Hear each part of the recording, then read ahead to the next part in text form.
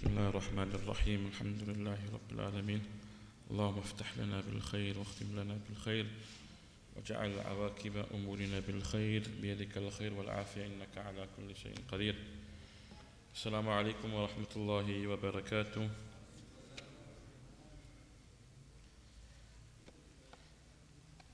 Alhamdulillah, we have started with the chapter of Salah, and we mentioned that Salah is divided into 4 categories: actions, words that you will find in Salah.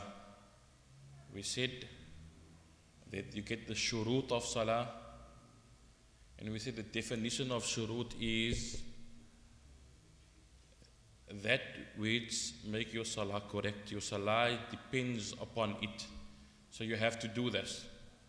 And then we said arkan is the same definition, but the difference between arkan and shurut, anyone can tell us?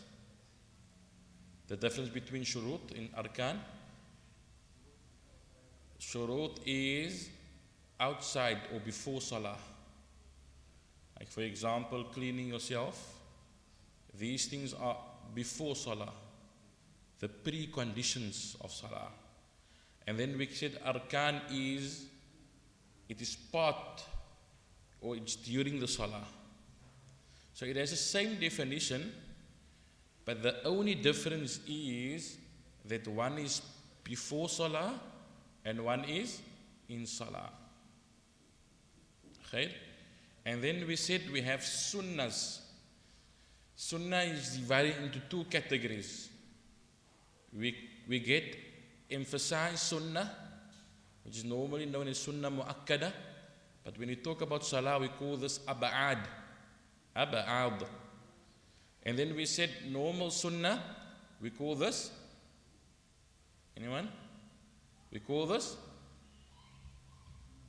what is the normal sunnah in salah? We call this hay'at of salah. Khair? So we're still busy with the preconditions of Salah. We said that the shurut is again divided into 2 conditions that makes your Salah correct. Am I right? The correctness of your Salah depend upon these conditions. And then we said there is another category of shurut, which means the shurut and the conditions that make Salah compulsory upon yourself. So last week we discussed the shurut and the conditions that make your Salah correct.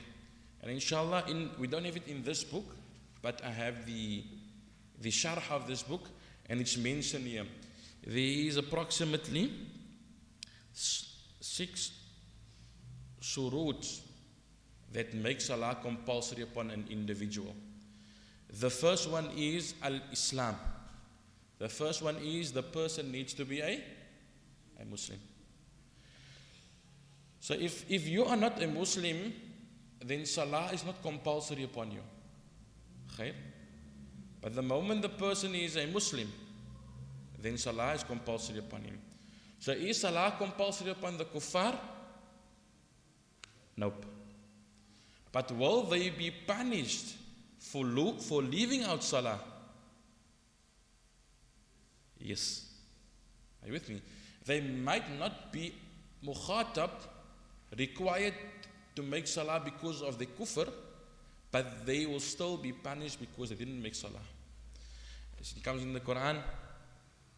Allah subhanahu wa ta'ala will discussion. وَمَا كُنَّا نَخُوضُ مَعَ الْخَائِضِينَ وَلَمْ نَكُ مِنَ الْمُصَلِّينَ وَلَمْ نَكُ مِنَ الْمُصَلِّينَ. The kuffar, they will ask, why are you in the fire of Jahannam? And then they will say, وَلَمْ نَكُ مِنَ الْمُصَلِّينَ. We were of those who not make Salah. So Salah is not compulsory upon them in this dunya, but they will be questioned about the Salah that they missed out. Are you with me? And for a murtad, a person who becomes a murtad, must he make in that Salah that he missed out, while he was a murtad, he became a murtad, and then after few weeks, he becomes a Muslim again. Does he have to make the salah in, or does we say, no, it's over? Huh? According to, he needs to make the salah in. But the kafir, once he becomes Muslim, he don't have to make qada of the salah. But a murtad, once he becomes Muslim, he have to make qada of salah. Okay? So the first one is Islam. The second one is bulugh. Bulugh. The person needs to reach the age of puberty. Second one. Why? There's a hadith that the Prophet ﷺ says, رُفِعَ الْقَلَمُ عَنْ ثَلَاثَةٍ, that the pen has been raised or removed from 3 people, and naim, the person who sleeps until he wakes up.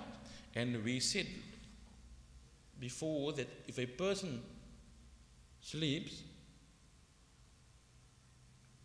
he's excused, am I right? Remember we discussed the things that it's permissible for you to delay your salah, and we mentioned that sleeping also. Are you with me? But you mustn't sleep in the waqt where you know you're gonna miss the salah. So, and then the Prophet ﷺ said, a mad person and a small person. So there must be bulugh, age of puberty. Are you with me? So as long as the boy has not reached the age of puberty, salah is not compulsory upon him. However, it is compulsory upon the father to teach him salah at the age of 7 and start making ta'deeb. Yeah, he should show him the seriousness or hit him when he's at the age of. And this hitting should not be out of punishment, but it should be out of teaching him the importance of salah. Khair? So the first one is Islam, the second one is puberty. The third one is al-aqlu, sanity. He needs to be sane. He needs to be of sound mind. Are you with me? Any person who's mad, or he is unconscious, or he is intoxicated, salah is not compulsory upon him. Okay? So this masala is when a person is intoxicated or unconscious, not by making himself in that condition. Are you with me? So if he makes himself in that condition where he puts himself in this sakran, then salah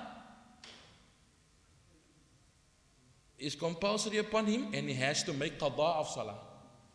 He mustn't make salah immediately because it's haram for him to make salah while he's intoxicated. Remember we did this last night, am I right? With the gradual revelation of khamr. So it's haram for him to make salah. Many a times, while he's intoxicated. So many a times I've heard this hadith and many a times I got questions about this. People are saying that, for example, a person you invite him to come to make salah, then he will tell you that ek het gisteraan gedrink, ek kan nie salah maak vir 40 dae nie. Many people have this concept of ek kan nie salah maak of ek kan nie puasa nie vir 40 dae nie. If I'm done with the 40 days and then only. There's a hadith that says that. But the hadith means that the reward that you will normally get for that salah won't be the same. It does not mean that salah is not compulsory upon you. Salah is still compulsory upon you when you gain your consciousness, when you are by your full mind. So for example, the person drinks and after 5 hours he is now a normal person, then he needs to make that salah, not after 40 days. In the same manner, fasting. Are you with me? Some people phone before Ramadan, the day before Ramadan, Malana, ek het gedrink last week. Ek kan nie puasa nie. No. Fasting is still compulsory. So the understanding of this hadith means that the reward is just sufficient to be accepted. It's just accepted by Allah subhanahu. But there's no extra reward. That's the meaning of hadith. Okay? So a person must be sound-minded. Are you with me? But if a person is in a condition, the doctor put him in a coma, or they put him in a situation where he's unconscious, I'm not talking about him himself, then he don't have to repeat the salah that he missed. Okay? If a person is unconscious, he doesn't have to repeat. Unless he wakes up in that waqt, then it's a different condition. Okay? Number 4, an-nuqa anil hayd wan nufasa. A person needs to be, especially for the females, she needs to be free from hayd and nifas. It is not permissible. La tajibu salat. Salat is not compulsory upon her. Wala qada. She shouldn't make qada also. Bal yuhram alayha al-qada in the Ibn Hajar. Our scholars say it is haram sometimes for her to make qada of that salah that she missed out while she was in the state of hayd. Okay? But there is a thingy that says it's makruh, not haram. Number 5, salamatul hawas. The person he shouldn't be blind and deaf at the same time. He shouldn't be born in that condition. So if a child is born in that condition, that is blind and deaf, are you with me? And he becomes baligh, is salah compulsory upon him? Nope. The reason for this is that how is it possible for him to learn if he's blind and deaf? How will he learn salah? Are you with me? If he's born like that, then salah is not compulsory. However, if he, in the later stage of his life, came into this condition, then salah is still compulsory upon him. Are you with me? Because he had the ability to learn before that. Are you with me? But if he's born like this, then salah is not compulsory upon him because of the fact that he cannot learn how to make salah. Because he can only learn if he can hear or if he can see. You cannot teach him salah via his mouth, via his taste. Right? It's impossible. So because he's a'ama asam, deaf and blind. Okay? And then the last one is bulugh da'wah. The message of the Prophet ﷺ have to reach him. So for example, people that live in a mountain, the deen or bulugh da'wah, Islam came to them, but only the kalima of Islam, but not the fara'id and all these other things came to them. Is Allah compulsory upon them?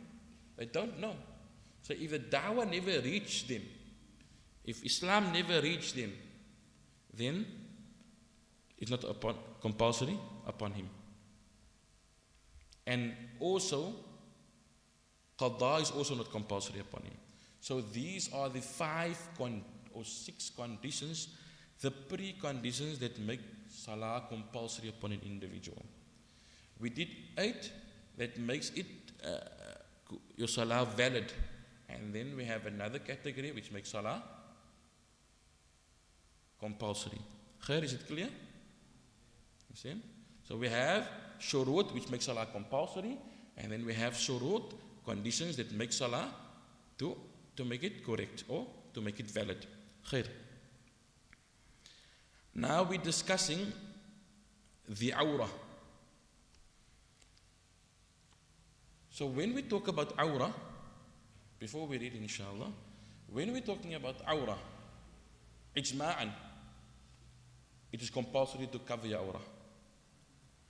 But the thing is, what is awrah? In salah, you will have a different awrah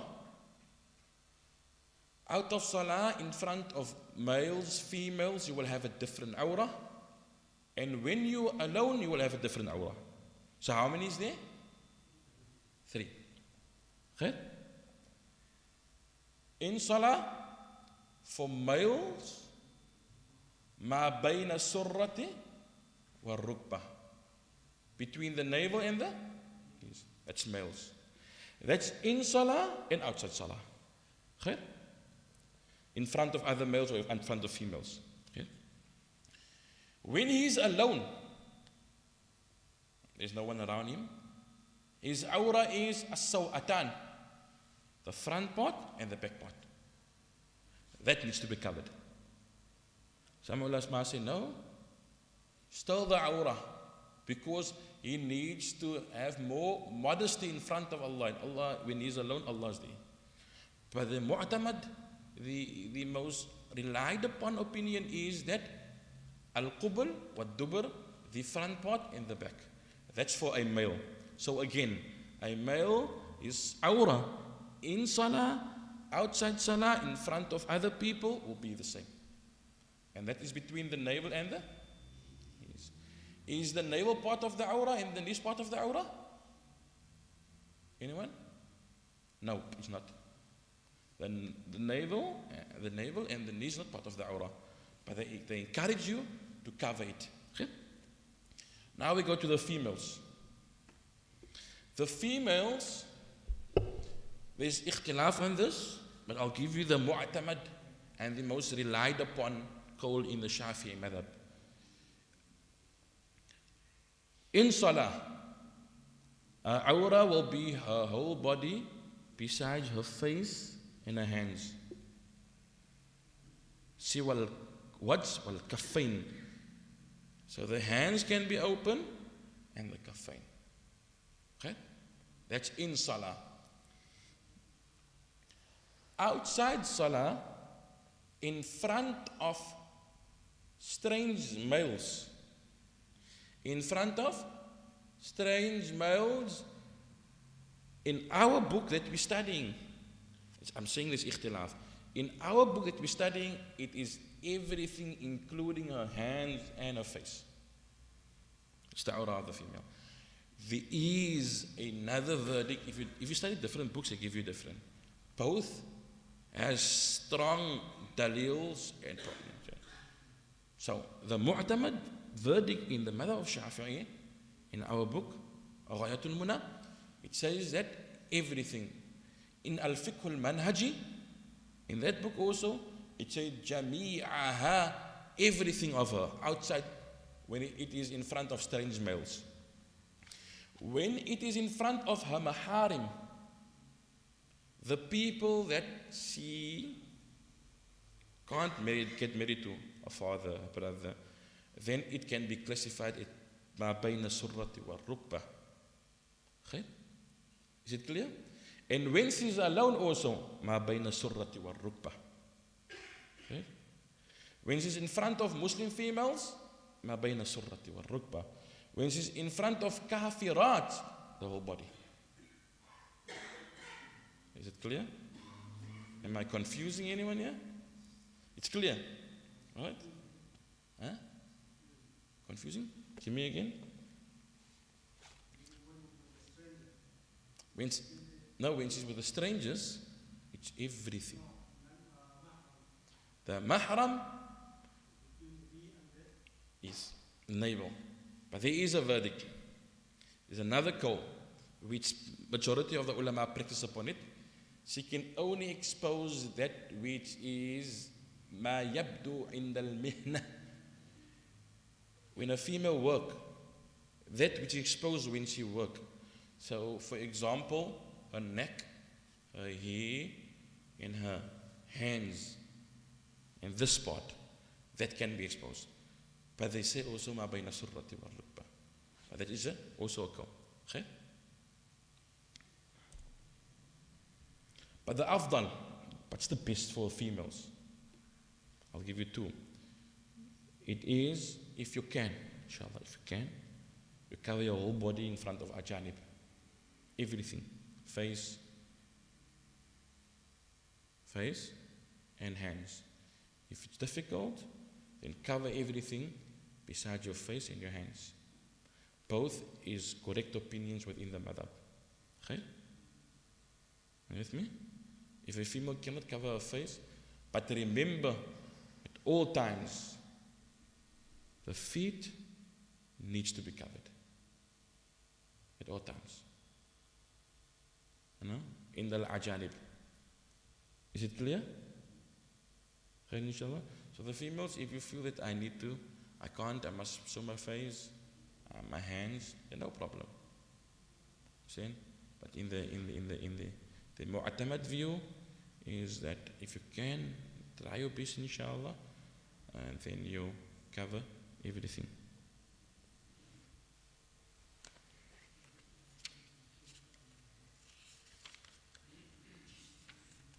So let's read from our book. The awrah, the private parts, are 4 types. The awrah of a man generally, and that of a slave girl.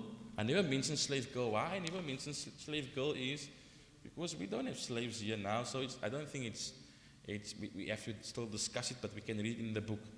But this, you will see that the awrah of a slave girl is different to an awrah of a free female.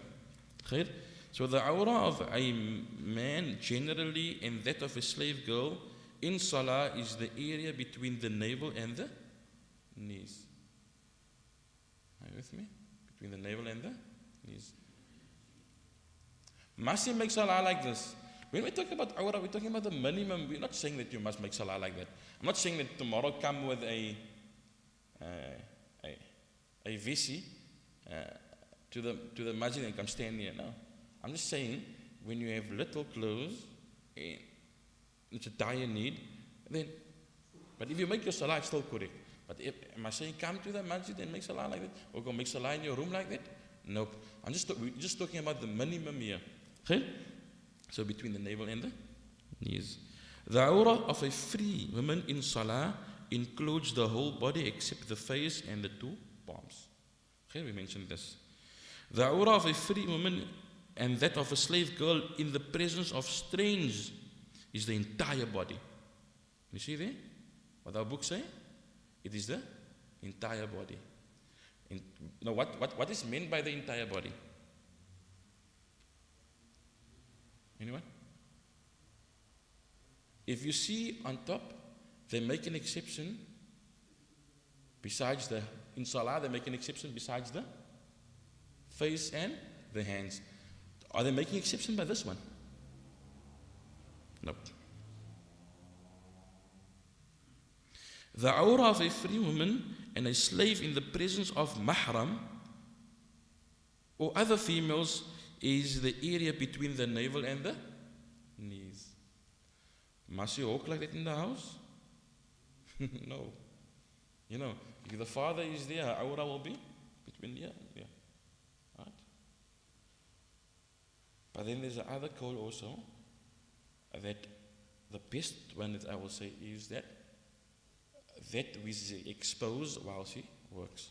But these are the awrah of different. I'll recap again inshallah. So 3 places. In salah, out of salah in front of males, for the males, and then in seclusion. 3. The first one is ma bayna surrati wa rukba, between the navel and the knees. Outside salah, between the navels and the knees. Between the navel and the knees. When you're alone, your front part and the back. So basically, if a male is alone and you have a shorts on, a boxer, then he's free. His awrah is covered. That's when you're alone. For the female, when she's in salah, then it is everything besides her face and her hands. When she's in front of strange males that she can get married to, then it is her entire body. This includes the face and the hands. However, there is another strong opinion that says the face can be and the hands can be excluded. Right? And then when she's alone, ma bayna surrati wal rukba, between the navel and the knees, or anything that exposed while she works. And when she's in front of her maharim, then it should be ma bayna surrati wal rukba. Okay? And then there's another in the explanation, they say, when it's in front of kafirat, fasiqat, when it's in front of non-Muslim females, then it should be like she must treat them like how she will treat a strange male. Okay? I don't think that this is complicated. I think it's very clear. What is complicated about it? Can you just ask me a question and then I'll answer, inshallah. What's complicated about it?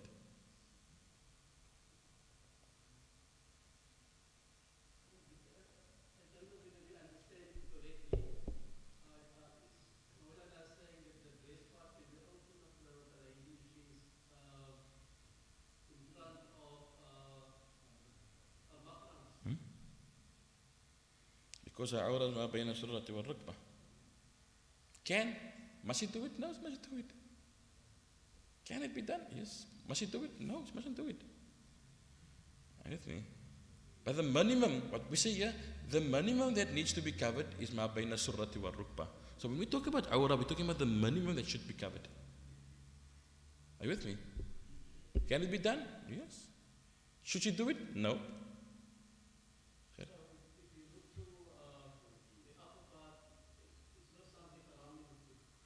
If you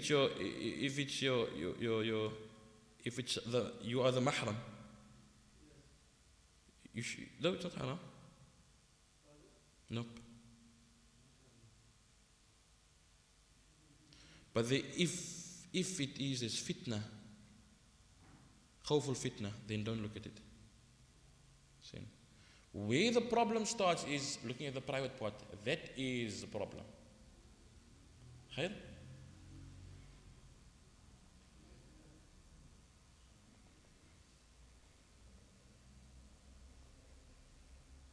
It's something strange, isn't it? Yeah, but you don't do it. Understand? We're just saying that this is a minimum that needs to be covered. So if let's say we don't feel comfortable with that, then there's another ruling that says only that which must be exposed, and in the Sarah it's mentioned that this in actual fact this is a better ruling for our time. What should be exposed when she works? Khair? Any questions? Any questions? Khair, barakallahu feekum.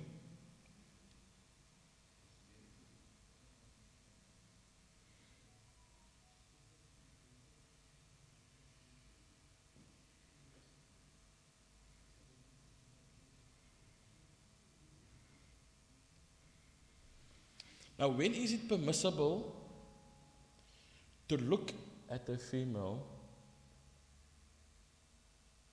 and maybe also at the awra?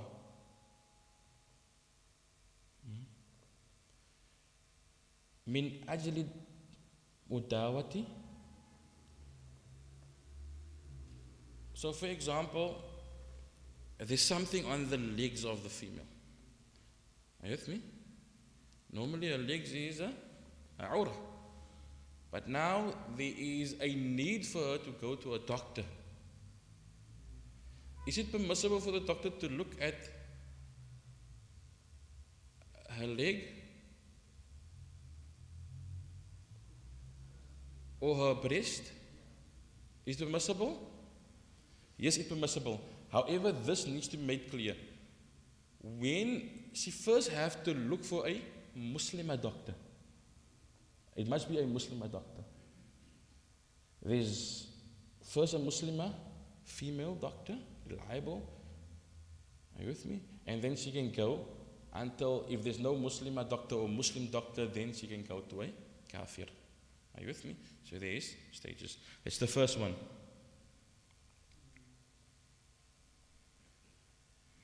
Number two, I'm only mentioning a few, is when a boy goes to propose to the girl, then it's permissible for him to look. In actual fact, some ulama say it's sunnah for him to look at her face and her hands. Okay? When he proposed, and eventually they said, in actual fact, the ulama say, in some of our kutub, we say, he must go look every time. You know, in order that he can be satisfied and some love can grow into him. Okay? So he must go look.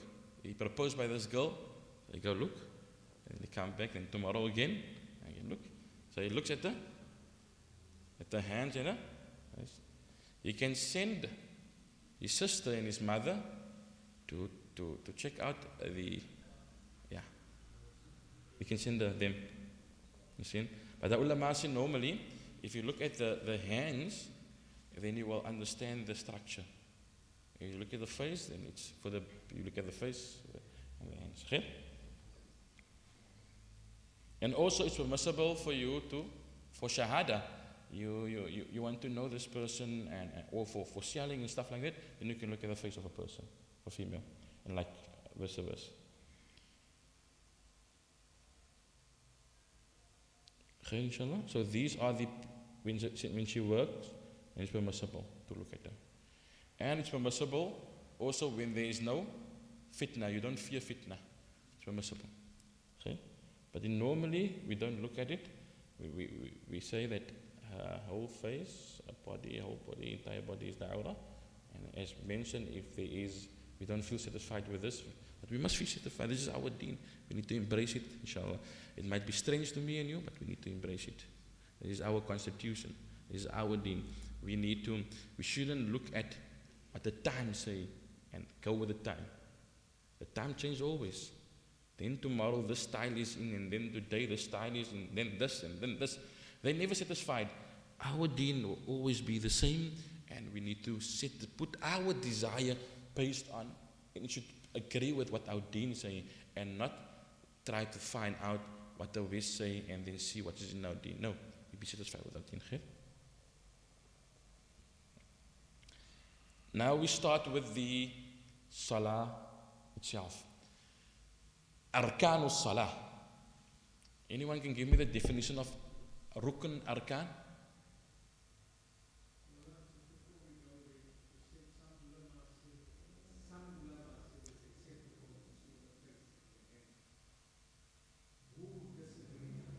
When? Say again?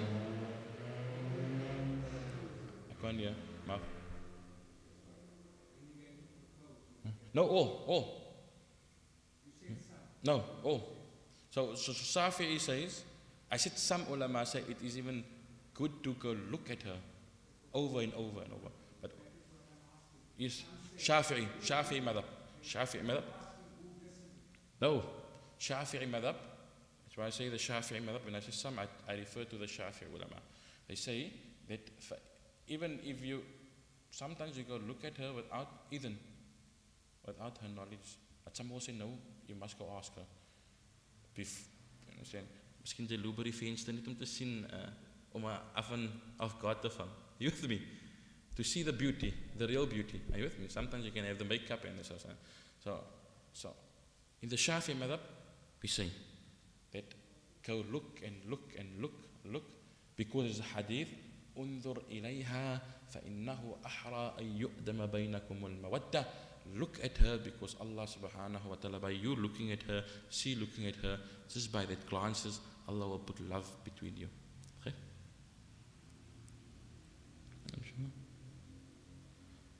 Then we go to the Arkan. Arkanus Salah, you will read other books inshallah in the future. So some ulama say 17, some say 13, some say 14. There's only ikhtilaf in the number, but the conclusion is the same. Are you with me?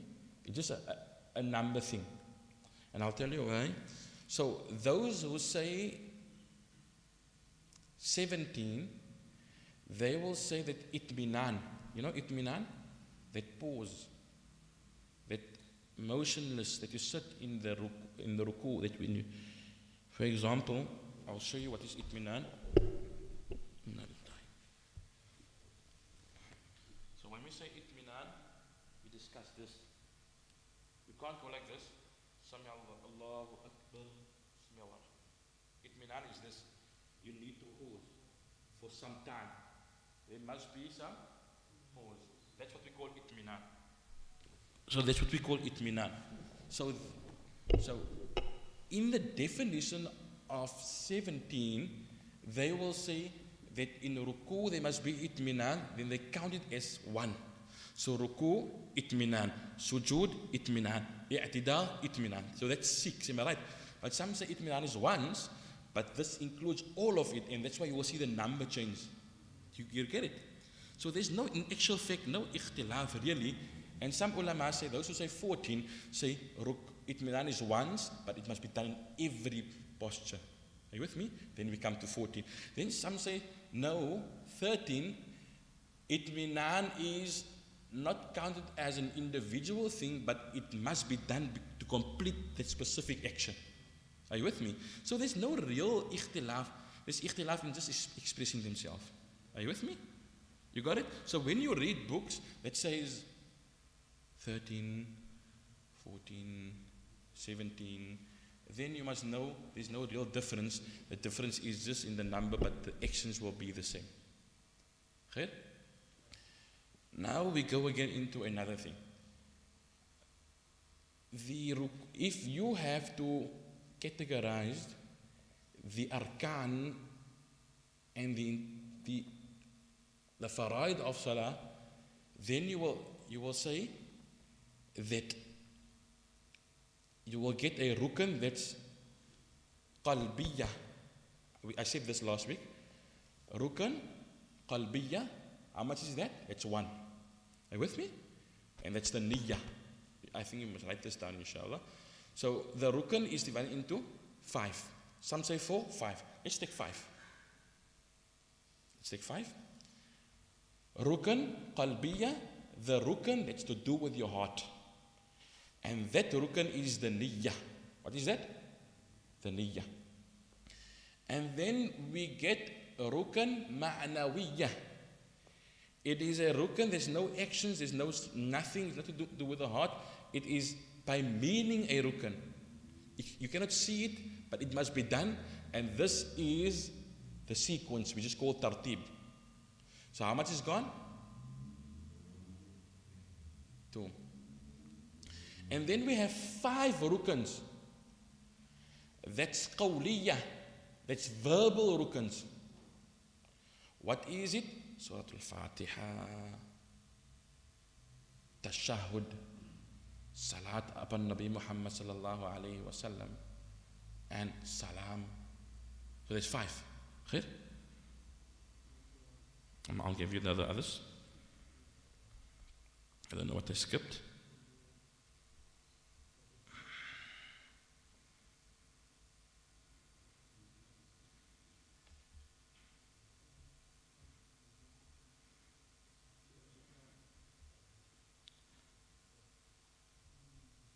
Can you mention what I mentioned? What's the 4 that I gave?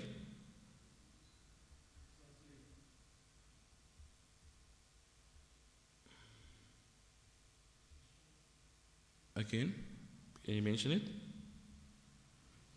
So, Takbiratul Ihram, you got it? Marat? Qira'atul Fatiha, you got it? At-tashahhud al-akhir, the last tashahhud. Remember, the first tashahhud is not a rukn.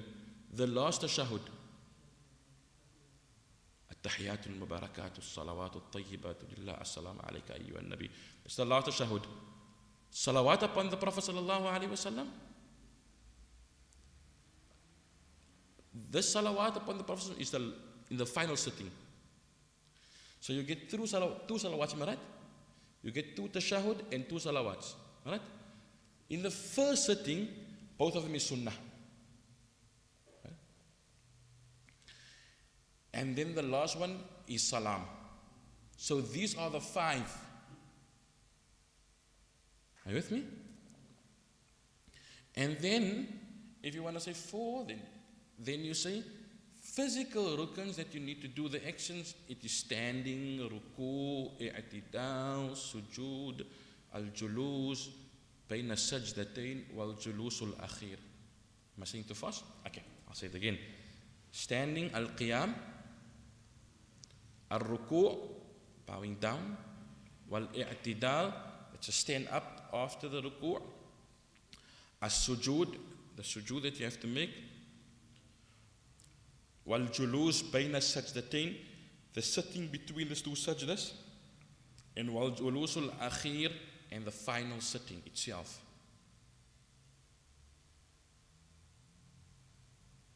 And then arkanun i'tibariyah. The last one is arkanun i'tibariyah, and this is at-tuma'nina, the pause that you have to do. So these are all the 5 arkans that divide into physical, verbal, intention, ma'anawiyya, and i'tibariyah. Clear? So all that I've mentioned now, these are the 17 faraid of salah, or the arkan of salah. If any of these ones are missed out, your salah is invalid. It is incorrect. I'll ask a question. I gave you if, for example, I miss out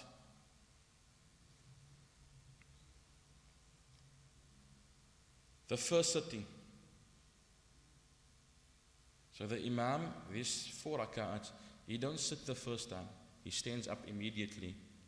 Is he missing out a rukn, or is he missing out a sunnah? A sunnah. So if I miss out a sunnah, is my salah correct? Yes.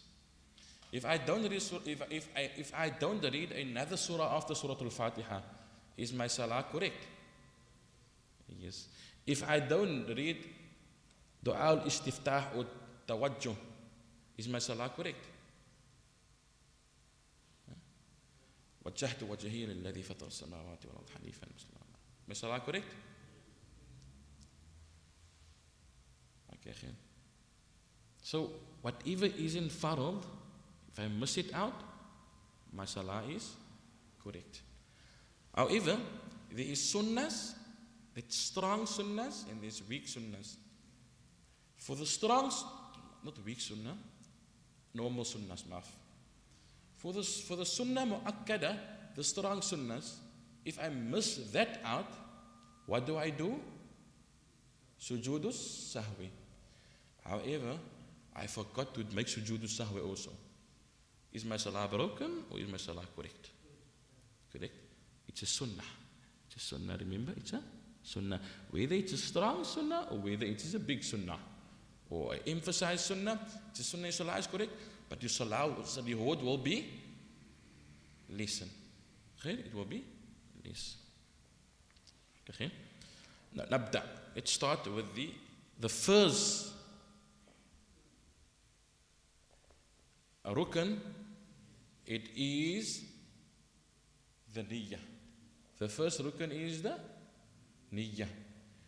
When do we make the niyyah? And where do we make the niyyah? The niyyah should be in the heart. Are you with me? When do we make the niyyah? As we lift up our hands. As we say takbiratul ihram. Remember, the niyyah must be joined with the takbiratul ihram. And the niyyah is in the heart. For example, I come to the masjid for dhuhr salah, but my niyyah is dhuhr salah. But I say nawaitu usalli fardha salatil asr, and I make salah. Is my salah correct? Yes, because the tongue is not the important thing here. What is in the heart is the important thing. Okay? So my salah is correct even so, but if my niyyah is with me? So vice versa, then it's going to be a problem. But the niyyah is mahalluhu al-qalb. The niyyah, it is in the heart. It is sunnah to say it with the tongue. Understand? It is sunnah, but not compulsory. And the niyyah, we said, it must be joined with the. If I don't make the niyyah, is my salah correct? Is my salah correct? No, it's a farad. I'm leaving out a rukn, so my salah cannot be correct. Okay. والثاني من أركانها تكبيرة الإحرام. The second is to say the takbiratul ihram. Okay? Why is called takbiratul ihram? Why is called takbiratul ihram? Because you make haram that which is compulsory for you. You make haram eating, you make haram drinking, and that's why it's called takbiratul ihram. The takbir that make that which is permissible for you normally haram for you in salah. That's why it's called takbiratul ihram. You got it? Summiya bidhalika, because it makes haram that which is permissible. So normally eating is permissible. Can I eat in salah? Nope. Okay? So takbiratul ihram. How should I do it? Can I show the brothers, inshallah? I'll show it, inshallah. So, your hands, not like this, not closed, should be at least this way. Okay? This is how it's supposed to be done. So the hands shouldn't be too. So where am I? I'm putting this part here by the upper part, and this by the earlobes, the thumb. You with me? My hands need to face the Qibla. I need to stand in the middle, shibran. This is what they call shibran in Arabic. My feet should be this. The feet can't be like this. Some people stand like this in salah, and they make it difficult for the others. So what should it be? Shibran. That's what we call. So normally, put your hands here. And this is how you have to stand in salah. Facing there. Allahu Akbar. This, you grab it here. You see? You grab it here. And then you put this on top here. This is for the males. Females also, they have to be more in. Okay? So then you put your hands above your navel. Just below yourself. Some ulama say, ma'ilan ila al-qalb. So this is how you're going to stand. Okay? So takbiratul ihram. Allahu Akbar. Once you put this down, stop with your takbir. Some ulama, Allahu Akbar. That's not the sunnah way. It's correct. But the sunnah way is that Allahu Akbar. Now you grab here and then you put it like this. Okay? Everyone on the same page? So when you make the takbiratul ihram, where should this fingers go? On top. But when you make the other takbiratul ihram, the other takbirats, just have to go till here. Okay? Like if you come, Sami Allahu liman hamida. With me? Till here. You don't have to go there. Only takbiratul ihram. Till here will be the others. Okay? It must face the Qibla. Okay? How many takbirs do we have? Anyone? How many takbirs do we have? Can you count for me? Remember, this one is farad. This takbiratul ihram and this raising of it is farad. The others is raf'ul yadayn. We call this raf'ul yadayn, where you raise your hands. How many do we have? How many times do we have to raise our hands in salah? 4. Takbiratul ihram, going into ruku', coming into i'tidal, and then when you're done with your 2 raka'ats, and when you come up,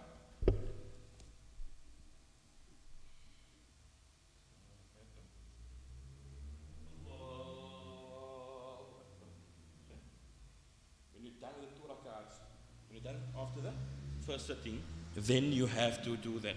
Is it clear? So how much do we have? 4 raf'ul yadains. Are you with me? So the first one is still here, and this needs to be here. And we need to face the Qibla. The inside of the hand needs to face the Qibla. You with me? And then we say, Allahu Akbar.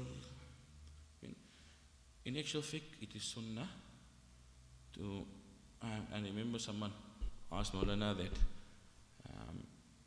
sometimes the Imam, and inshallah we should try to, this is for ourselves as the Imam, for myself to learn, inshallah, and I appreciate the feedback, is that sometimes the Imam comes up and he goes to the final sitting and says, Allahu Akbar, and some people maybe oblivious and they're following the Imam. So we should also, from the Ma'mum, those who follow, they should always try to concentrate. I'll give you one story. So one day the Imam, Malakatani makes mention of the story. So one day the Imam, he made Isha Salah. And then for Isha Salah, he only made 3 rakats. And no one told the Imam that he made 3 rakats, only one person. And the Imam was so happy, Ya Rabbi Salim, that at least there's one person in my congregation that takes note in Salah. And then the Imam said, how did you get this concentration in Salah? He said, Imam, I have 4 shops. I did the profit of all the shops, but I never came to the 4th one. So everyone's concentration is gone in Salah. Khushu and khudu must be there. We should try to gain this, inshallah. So how do we say? Allahu Akbar. Allahu Akbar. Not Allahu Akbaru. How do we say? Allahu Akbar. You don't say Allahu. No, it's wrong. Allahu Akbar. With me? That's how we say the Takbiratul Ihram. And it's compulsory for a person to learn the Takbiratul Ihram because Takbiratul Ihram, it is part of the Salah and it's compulsory in Salah.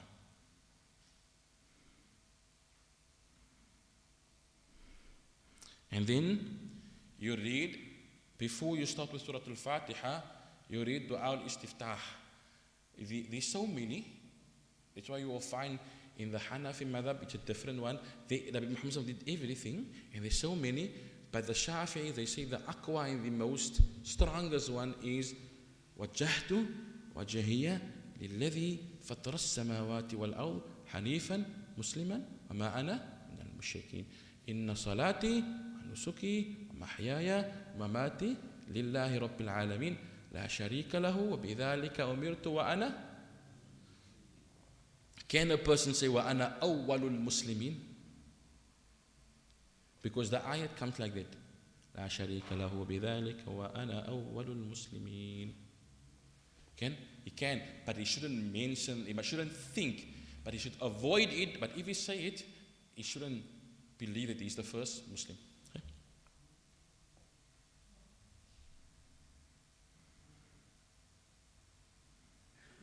Now we go to the second one. So here they mention Subhanallah, Alhamdulillah, wa la ilaha illallah, Allahu Akbar, Allahu Akbar kabira, walhamdulillah kathira, wa subhanallah bukrata wa asila, Allahumma ba'id bayni wa bayna khataya kama ba'adta bayna al-mashriq wal maghrib, Allahumma naqqi min al-khataya kama yunakka thawb al-abyad min ad-danas, Allahumma aghsilni bil ma'i wal thalj wal barad, Allahumma anta al-malik, la ilaha illa anta rabbi wa ana 'abduka, zalamtu nafsi wa i'taraftu bi dhanbi. So all these is dua al-istiftah. If you do alone, then the ulama say you can do it. But if you have a lot of people behind you, and you know some people have to go to work, then you don't have to do that. But if the ma'moom and your followers in the congregation is happy with you lengthening, then do it. Okay?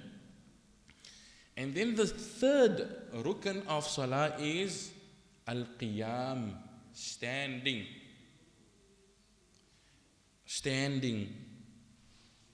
But standing when? When you have the qudra, when you have the qudra to stand, then you must stand, and in the farad salah. In the farad salah. So standing is compulsory when you have the ability to stand and in the Farad Salah. In the Sunnah Salah, standing is not compulsory. In the Sunnah Salah, standing is not compulsory. So if a person, for example, he becomes tired in Salatul Taraweeh and he feels that I need to sit a bit, we shouldn't look at him like, yeah, come on, go sit in Salah. He is within the perimeters of he's doing the right thing, you know. And sometimes we look at the people and we say, yeah, why don't you stand? If it's Sunnah Salah, no problem. But once it's the Farad Salah, then it's a problem. Understand? But Qiyam becomes compulsory only when the Farad Salah. Sunnah Salah, la ba'sa bidhalika. If a person wants to sit, he can sit. However, if he sits and makes Salah, then the reward will be half of a person who stands and makes Salah. However, if he sits and he cannot stand, then his Salah will not be half, but it will be equal. Okay? This is only when he sits because he cannot, he wants to sit and he's a bit lazy or he's a bit tired or something like that. So, but if you try your best, inshallah, we should try our best to stand, inshallah. And then I'll stop by the last one, inshallah. Qira'atul Fatiha. Qira'atul Fatiha. Not the Imam only. Every person that makes Salah, Surah Al-Fatiha is compulsory upon him. Every person. Are you with me? When do I read Surah Fatiha? I'll just try to give it, inshallah, I will discuss it again next week. When do I read Surah Al-Fatiha? 3 ways you can read it. You can either, if the Imam is fast, Bismillah ar-Rahman ar-Rahim, Alhamdulillah Rabbil Alameen ar-Rahman ar-Rahim, then they say, it does not give you that break. غير المغضوب عليهم ولا الضالين لا أقسم. It doesn't give you that proper break. So if he gives you a proper break, are you with me? That sakta, then you read in that time. Are you with me? Then they say if you cannot hear the Imam read Surah Al-Fatiha, you stand far away from the Imam, and you cannot hear the Imam read Surah Al-Fatiha, then you read that time Surah Al-Fatiha. With me? And then another one is, if he reads fast, then you read with him. Okay? But the best option is that you read when the Imam غير المغضوب عليهم ولا الضالين. Now the Imam stands, he gives the people a time to. Okay? So Surah Al-Fatiha, it's compulsory upon everyone, whether you're reading Salah with the Imam, whatever, everyone must read Surah Al-Fatiha. However, when the Imam reads another surah, then no one should read, but everyone should listen to the Imam. خير. نكتفي بهذا إن شاء الله. Our time is over. Any questions before we stop the lessons? إن شاء الله. نعم. خير.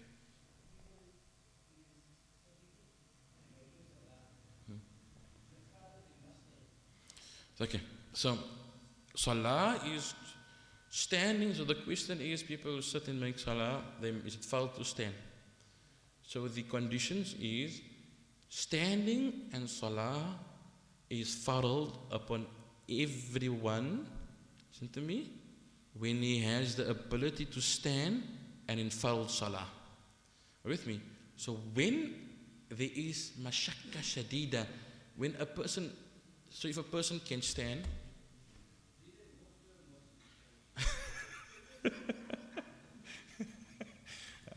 no, sometimes when people stand still, then they cannot stand.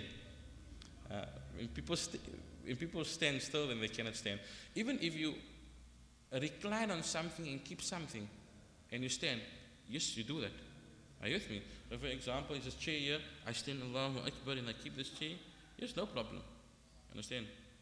You do that, inshallah.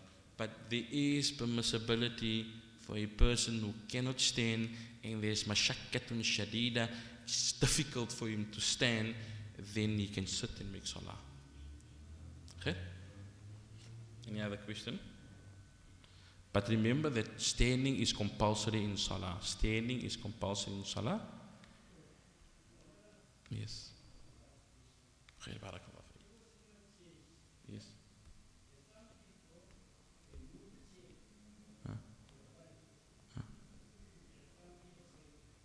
Yes. Yes, yes. I'm definitely coming to this topic. So the question is, some people sit at the back and make salah, some people sit in front in salah. For you to be part of the Jamaat, you need to come to the front. You need to bring the chairs to the front and join the Jamaat here in front, inshallah. I'll discuss it again in detail, inshallah, when we have time. But you need to bring your chairs to the front and join and get the barakah of the Jamaat, inshallah. Khair? Barakallahu feekum. But inshallah, I'll definitely discuss the masala in detail. But please, if you can, inshallah, I'll try our best, inshallah, to join the Jamaat and not have any gaps. There is space made. So we can sit at the end of the saf. Okay? Barakallahu feekum.